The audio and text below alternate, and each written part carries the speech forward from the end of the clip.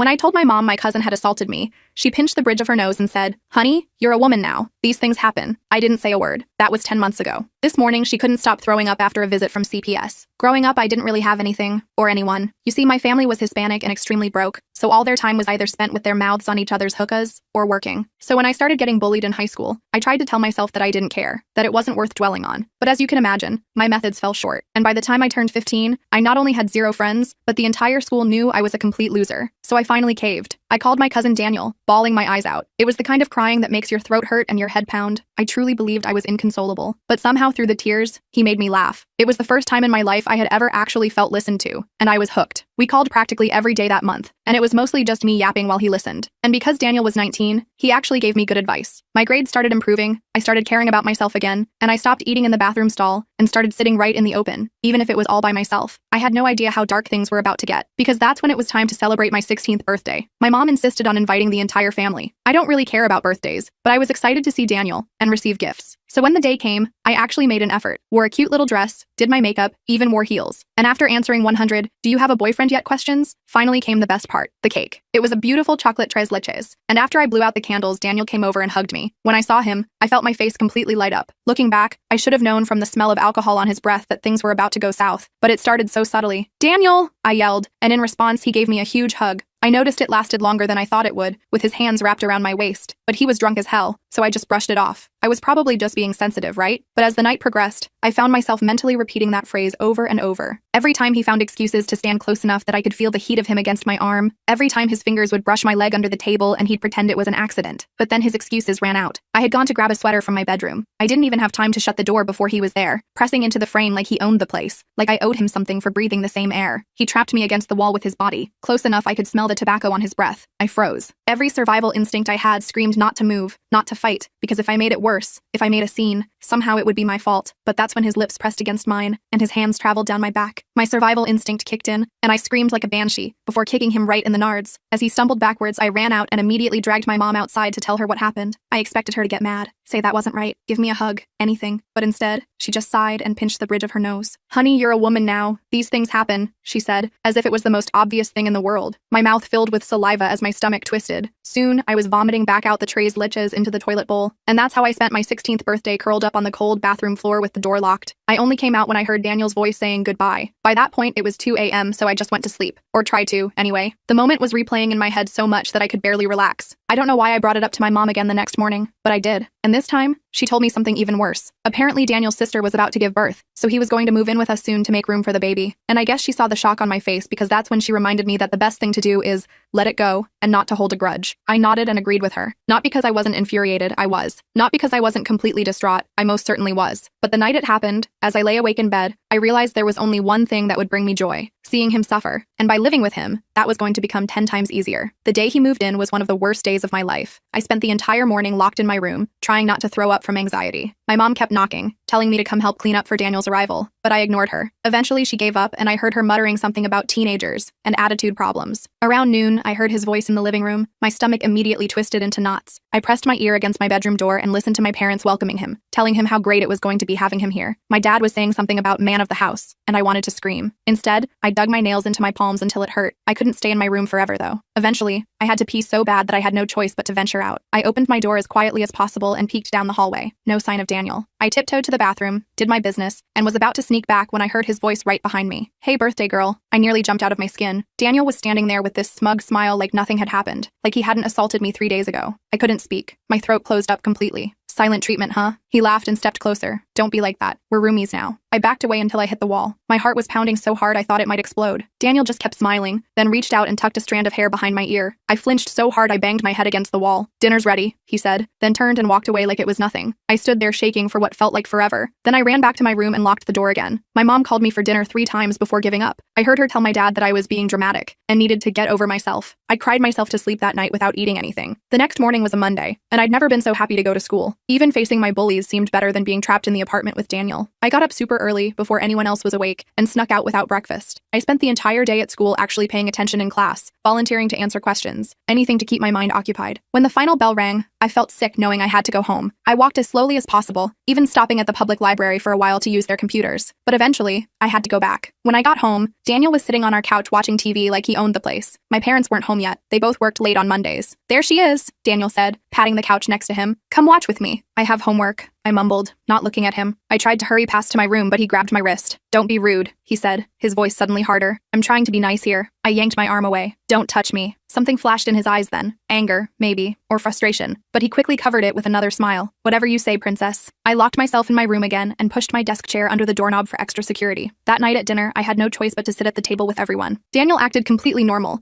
telling my parents about his new job at some warehouse and how he was saving up for community college. They ate it up, telling him how proud they were. I just pushed food around my plate and tried to be invisible. After dinner, my mom pulled me aside in the kitchen. "What's wrong with you?" she whispered harshly. "You're being so rude to Daniel. He's family." "Nothing's wrong," I said, staring at the floor. "I'm just tired." "Well, snap out of it. He's doing us a favor by paying rent. The least you can do is be civil." I nodded, not trusting myself to speak without screaming. That's when I realized no one was going to help me. If I wanted justice, I'd have to get it myself. The next day at school, I went to the library during lunch and started researching. I looked up stuff about assault and what happens to people who commit it. Most of what I found was depressing. So many cases where nothing happened to the perpetrator. But I also found stories about people who got revenge in different ways. Some went public, some gathered evidence, some found creative ways to make their abusers suffer. That's when I decided to start documenting everything. I created a password-protected document on my school Google account and began recording every interaction with Daniel, every creepy thing he said or did, with dates and times. I wasn't sure what I'd do with this information yet, but it felt good to have a purpose. I also started carrying my phone everywhere, with the voice memo app ready to record at a moment's notice. And I bought a cheap doorstopper with my lunch money to wedge under my bedroom door at night. Small steps, but they made me feel slightly less helpless. For the next week, I maintained this careful distance from Daniel. I'd leave early for school, come home late, and stay locked in my room whenever possible. But Daniel was getting frustrated with my avoidance tactics. He started accidentally bumping into me in the hallway, or walking in on me in the bathroom because he didn't know I was in there. Each time, I documented it in my file. Then came the night that changed everything. My parents were both working late shifts, and I was alone in the apartment with Daniel. I'd been hiding in my room with the door locked and the chair propped against it, trying to focus on homework. Around 9 p.m., I heard Daniel's footsteps in the hallway, then a knock on my door. "Go away," I called out, trying to sound braver than I felt. "I ordered pizza," he said through the door. "Come eat before it gets cold." "I'm not hungry." "Don't be like that. I'm trying to be nice here. Make peace." I didn't respond. After a minute, his footsteps retreated. I thought that was the end of it, but about 20 minutes later, I smelled smoke. I opened my door cautiously and saw smoke coming from the kitchen. I ran out to find Daniel standing there with a burning pan, looking helpless. "I tried to heat up the pizza in the oven," he said, coughing. "I guess I set the temperature too high." I pushed past him and turned off the oven, then grabbed a towel to fan away the smoke. "Are you trying to burn the place down?" I snapped. He shrugged. "Just trying to be helpful. Not my fault this piece of crap oven doesn't work right." I rolled my eyes and started cleaning up the mess. That's when I realized his accident had forced me out of my room. I turned to go back, but Daniel was blocking the hallway. "Since you're out here, might as well eat something," he said, gesturing to the pizza box on the counter. The pizza inside was untouched. He'd only put one slice in the oven. My stomach growled traitorously. I hadn't eaten dinner yet, and the pizza smelled good. "Fine," I said, grabbing a slice and a paper towel, "but I'm taking it to my room." "Always hiding." Daniel sighed dramatically. "What are you so afraid of?" I stared at him in disbelief. "Are you serious right now?" He stepped closer, and I immediately stepped back. "I was drunk on your birthday," he said, his voice suddenly softer. "I made a mistake. Can't we move past it?" "A mistake?" I repeated, my voice rising. "You followed me to my room and assaulted me." "Assaulted?" He laughed. "Don't be so dramatic. It was just a kiss." I felt rage building inside me like I'd never experienced before. "You pinned me against a wall and put your hands all over me. I'm your cousin. I'm 16. Daniel's face changed then. The fake friendliness disappeared, replaced by something cold. "Be careful throwing around accusations like that," he said quietly. "No one's going to believe you anyway. Your mom already thinks you're making it up for attention." My hands were shaking so hard I dropped the pizza. "Get out of my way," I whispered. "Or what?" he challenged, stepping even closer. That's when I remembered my phone in my pocket. I'd been recording the whole conversation. I pulled it out and held it up. "Or I'll show everyone this recording of you admitting what you did." Daniel's eyes widened, then narrowed. He lunged for my phone, but I was faster. I ducked under his arm and ran for the front door. I didn't have shoes on, or a jacket, but I didn't care. I just ran down the apartment stairs and out into the night, not stopping until I reached the convenience store 3 blocks away. I stood there in the fluorescent lights, breathing hard, checking my phone to make sure the recording had saved. It had. I played it back, hearing Daniel's voice clearly admitting he'd kissed me, seeing the timestamp. It wasn't a full confession, but it was something. Evidence. The cashier was giving me weird looks, probably because I was in pajama pants with no shoes, so I bought a cheap coffee and sat at the plastic table in the corner,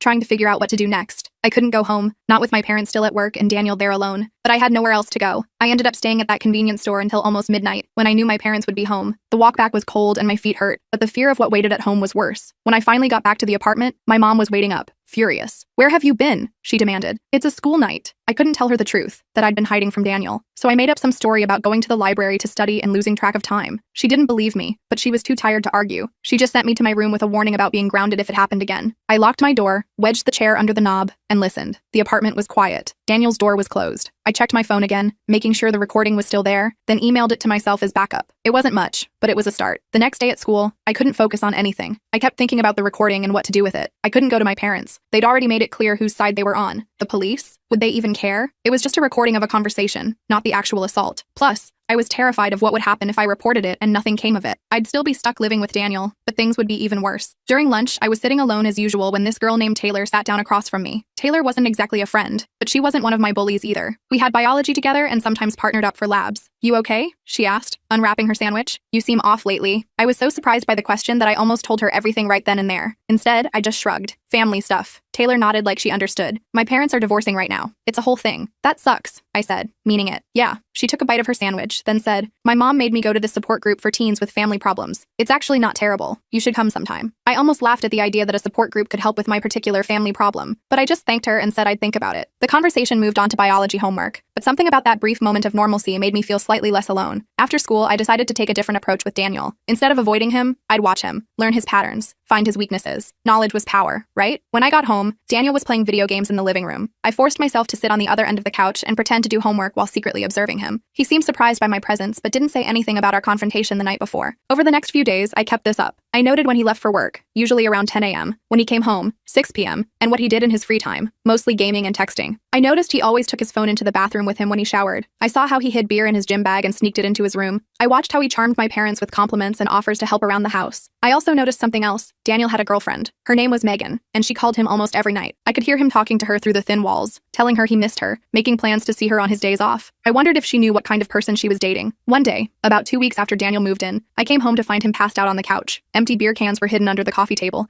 and his phone was just sitting there on the armrest, unlocked. My parents wouldn't be home for hours. It was the perfect opportunity. I hesitated for only a second before grabbing his phone. My heart was pounding as I quickly scrolled through his messages. Most were boring. Work stuff, conversations with friends about video games, flirty texts with Megan. But then I found a conversation with someone named William that made my blood run cold. "William, how's life with the fam?" "Daniel, boring AF. Except for my little cousin William, the one you told me about at the party." "Daniel, yeah, she's been playing hard to get, but she'll come around." "William, dude, that's messed up. She's your cousin." "Daniel, step cousin, no blood. Besides, she wants it, just playing games." I felt sick reading it, but I forced myself to take screenshots of the entire conversation and email them to myself. Then I carefully put the phone back exactly where I found it and retreated to my room, my mind racing. The screenshots were even better evidence than my recording. Daniel was basically admitting to his friend that he was pursuing me, his underage cousin. And the step-cousin thing was a complete lie. We were definitely blood-related. I added the screenshots to my growing file of evidence. That night, I couldn't sleep. I kept thinking about what Daniel had said, that I would come around eventually. The idea that he was just waiting for another opportunity made me feel like I was living with a ticking bomb. I needed to do something soon. The next day was Saturday, and my parents were both working overtime shifts. I'd be alone with Daniel all day. The thought terrified me, but I also saw it as an opportunity. I decided to set a trap. I waited until Daniel was in the shower, then quickly went to his room. I knew exactly what I was looking for, the beer he kept hidden in his gym bag. I found 6 cans and took 3, hiding them in my room. Then I went to the kitchen and started making breakfast loudly, making sure he'd know I was up and around. When Daniel came out of the bathroom, he seemed surprised to see me cooking. "Making enough for 2? He asked, leaning against the counter too close to me. "Sure," I said, forcing myself to sound casual. "I'm making eggs and toast. Want some?" He looked suspicious but nodded. I served up 2 plates and sat at the table across from him. I could feel his eyes on me as I ate, wondering what I was up to. "So," I said, trying to sound natural, "I've been thinking about what you said, about moving past what happened on my birthday." Daniel's eyebrows shot up. "Yeah?" I nodded, not looking at him directly. "I mean, we're stuck living together, right? Might as well try to get along." A slow smile spread across his face. Exactly what I've been saying. After breakfast, I suggested watching a movie. Daniel eagerly agreed, probably thinking his creepy plan was working. I put on some action movie neither of us really cared about and sat on the opposite end of the couch from him. Throughout the movie, I pretended to warm up to him, laughing at his jokes, gradually sitting closer. "Want a beer?" I asked during a slow part of the movie. "I know where my dad hides them." Daniel looked impressed. "Look at you, breaking rules." "Sure." I went to my room and grabbed the beers I'd taken from his stash, then brought them back. I opened one for him and pretended to take a sip of mine,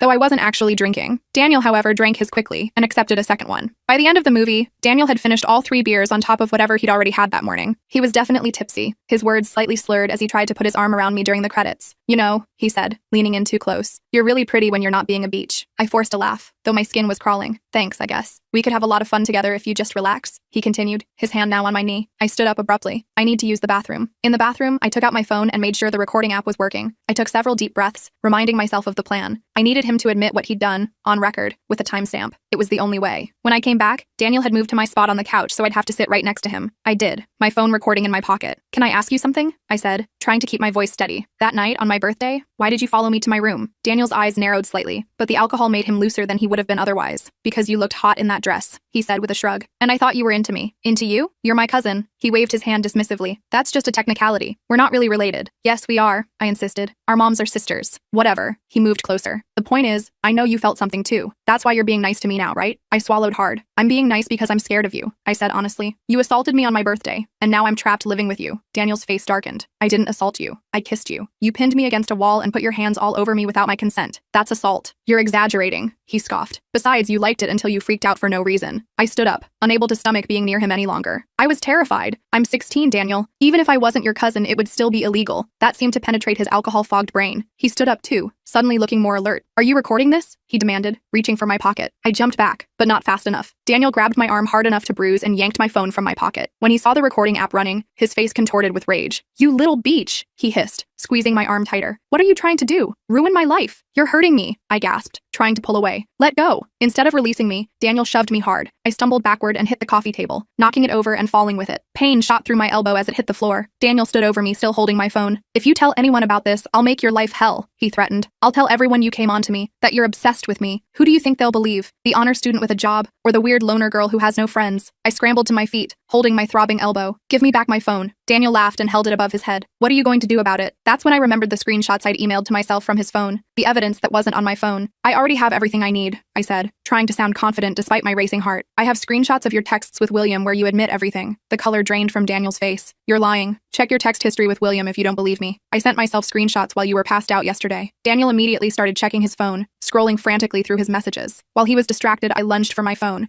managing to knock it out of his hand. It clattered to the floor, and we both dove for it. I got there first, snatching it up and running for the door. I didn't stop running until I reached the park 3 blocks away. My elbow was throbbing, and I could feel bruises forming on my arm where Daniel had grabbed me, but I had my phone. The recording was still going, having captured everything. His admission about kissing me, his threat, the sound of him shoving me. It wasn't a full confession, but combined with the screenshots and my previous recording, it was building a case. I sat on a park bench, shaking with adrenaline and fear. I couldn't go home, not with Daniel there and my parents still at work. But I couldn't stay at the park forever either. I needed help, real help, from someone who would actually believe me. That's when I remembered what Taylor had said about the support group for teens with family problems. I didn't have the details, but I did have Taylor's number from a group project. With trembling fingers, I called her. "Hey," I said when she answered, my voice cracking. "Remember that support group you mentioned? Is it meeting today?" There was a pause. Then Taylor said, "Yeah, actually, in like an hour." "Why? Are you okay? You sound weird." "I'm not okay," I admitted, starting to cry. "I need help. Can you tell me where the group meets?" Taylor gave me the address. It was at a community center about a mile away, and offered to meet me there. I thanked her and hung up, then checked my phone battery. It was at 20%, but that should be enough to get me through the next few hours. I carefully saved the recording, emailed it to myself like the others, then started walking toward the community center. I had no idea if the support group would actually help me, but I knew one thing for certain. I couldn't keep living like this. Something had to change, and soon.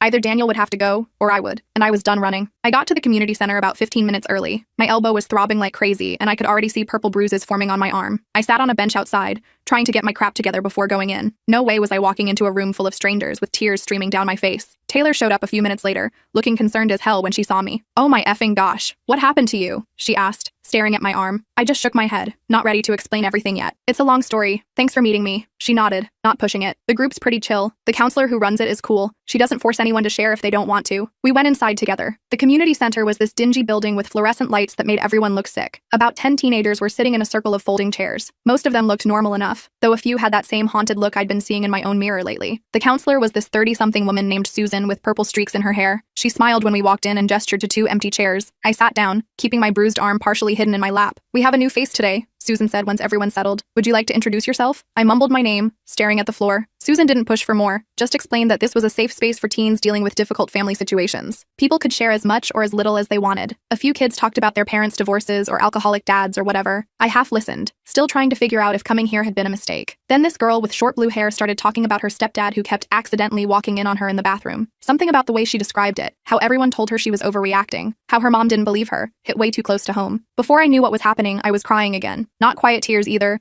but full-on ugly sobbing that made everyone stare at me. Susan quickly handed me a box of tissues. "Would you like to share what's going on?" she asked gently. And suddenly, I did. I wanted to tell someone, anyone, who might actually believe me. So I started talking. I told them about Daniel, about what happened at my birthday party, about him moving in, about the recording and screenshots, about what had happened that morning. I showed them the bruises on my arm. I even played a short clip from the recording where Daniel admitted to kissing me. When I finished, the room was dead silent. Then Susan asked, "Have you told your parents about this?" My mom knows. She told me to get over it because these things happen when you're a woman. Several people in the circle made disgusted noises. The blue-haired girl muttered, "That's effed up," under her breath. Susan's face got really serious. "What you're describing is intimate assault and now physical assault as well. As a mandated reporter, I'm required to report this to the authorities." My stomach dropped. "No, please don't. My parents will kill me." "I understand you're scared," Susan said, "but you're in danger living with this person, and you're a minor. This isn't something you should have to handle alone." I started panicking. But what if they don't believe me? What if they send me back home and things get worse? "That's why the recordings and screenshots are so important," Susan explained. "They're evidence. And those bruises on your arm are fresh evidence too." She asked if I'd be willing to talk to a police officer and a social worker. I was terrified but also desperate, so I eventually agreed. Susan stepped out to make some calls while Taylor sat with me. The blue-haired girl, whose name was Jamie, came over too. "My mom didn't believe me either," Jamie said quietly, "but things got better after I told someone at school. I'm staying with my aunt now." That gave me a tiny spark of hope. Maybe there was a way out of this nightmare. About 30 minutes later, a female police officer named Officer Mary arrived with a social worker named Sarah. They took me to a private room where I showed them all my evidence, the recordings, the screenshots, the bruises. I answered what felt like a million questions. When was the first incident? Had there been other physical contact? Did I feel safe going home? To that last question, I finally admitted the truth. No, I'm scared of what he'll do when he finds out I came here. Sarah, the social worker,